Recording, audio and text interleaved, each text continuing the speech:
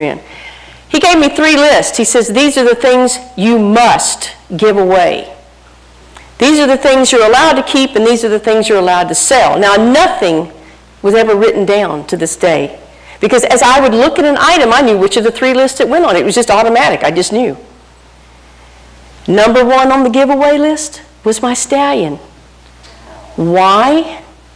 He said, everything on the giveaway list is something you have idolized and put before me.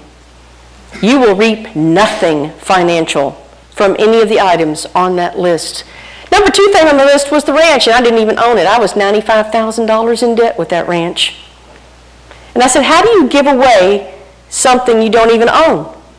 And he says, you will give it back, you will write a letter and give it back to the bank.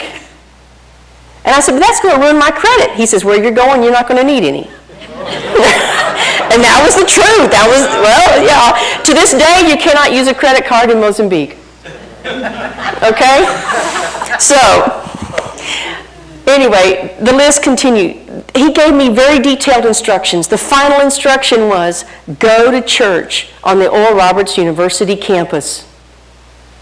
He didn't say go to school there. He said go to church.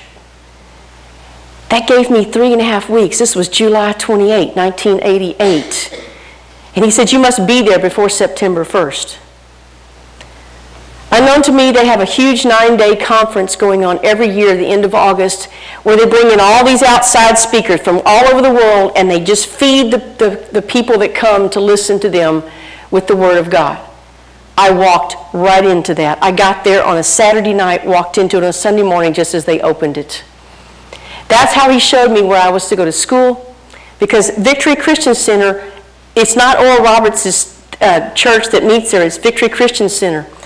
And so they have a Bible school and a mission school that takes a baby Christian in 2 to 2.5 years and makes you into a responsible pastor, preacher, teacher, evangelist, or missionary, whichever field you choose to study. And I went through their program because God was wanting to move me out at a quick pace. He's always done that with me. And he's actually told me I am to stay single. I am totally to be focused on him and him alone. All right, so I did all that. When I got through Bible school 2 years later, I said, you know, I need to know what country I'm going to, because we have to write a 50-page research paper on the country we're going to. And I don't know where I'm going. And so suddenly, through the James Robinson television show out of Dallas, Texas, he shows me an orphanage in war-torn Mozambique, Africa. And when I got through with that show, it was like I was glued to that show. I could not get those kids' faces. It's like that video kept running and running and running the whole day, and I couldn't get it out. So I worked nights, and I tried to lay down and take a nap before I went to work that night at 11 o'clock, and I couldn't go to sleep because those kids' faces kept showing up. And so I finally sat up in bed, and I said, are you trying to tell me this is where I'm supposed to go? Boom! All the faces disappeared. There was just total peace. So I said, okay. Got up the next morning, called her supervisor. The lady thought I was a nut. So she calls her supervisor, and finally they got me to the right people, and I ended up in Mozambique less than 2.5 months later. God can move you if you will allow him. He's looking not for super intelligent people or super trained people. He's looking for the willing and the obedient. Amen. All right. Now, we're going to change course a little bit. We're going to show you what we've done this year. This video, you want to guys get it up there? All right. Don't start it yet.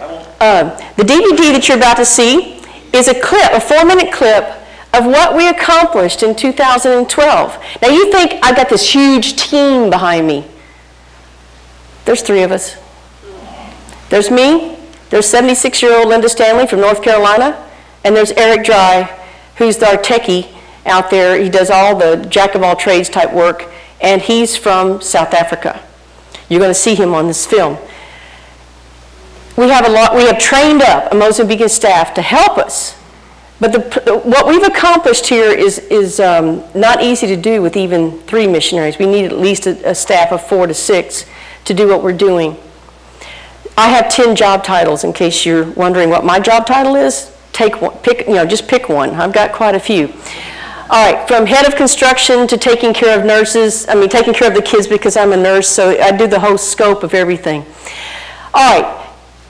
In February of last year, you see the trucks lined up there. I took this photograph because we were about to minister to 1,500 children and their families who lost everything in a tornado that wiped out 5 villages. There was nothing left but sticks. It even ripped up the trees by the roots and threw them.